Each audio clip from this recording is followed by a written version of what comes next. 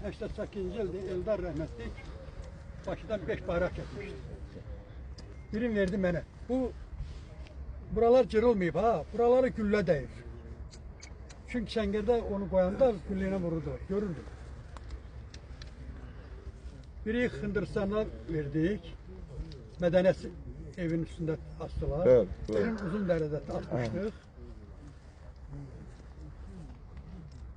Birində Ağdamda. Sparkomun üstündə. Qəhrəman ölmüb, sağdır. Yığışdı ora ki, bunu bayrağı qaldırsınlar. Qəhrəman gəldi ki, mən qaldırım. Çoxu etiraz edirdim, yürürsən. Nə fərqi var, sən, mən. Kimsə qaldırmalıdır. Qəhrəman da Dərzi Paşa var. Paşa ilə. Bəli. Demək ki, yuxarıdan lükü çəkəndə, lük üçün bunun başına. Deyir, Paşa, məni vurdular, bayrağı sən qaldır. Ölmürsə, Gördünüz, faktır bu, faktır.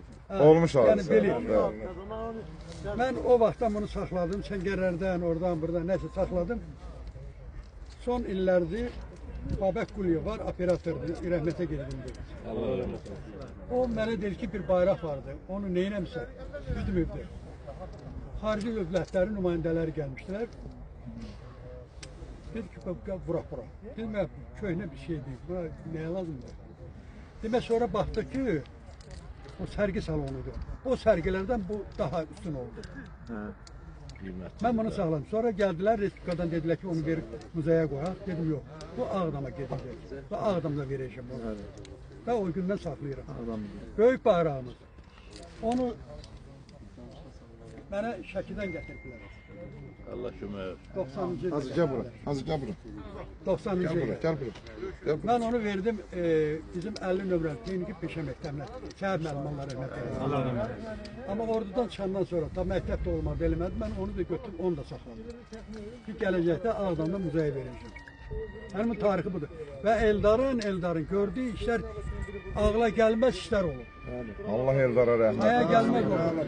İlk dəfə 89-cu ildə Ağdama demək, SSR-nin o vaxtı hərbi hissəsi yeriləndə biz olduq burada, Qərib müəllim buradadır. Səhv eləmirəmsə belədir. Buradadır Qərib müəllim, gəlin bura. Onda Uzundərədə o maşınların qabağına çıxdıq biz. Elədir. Və onlarla danışdıq ki,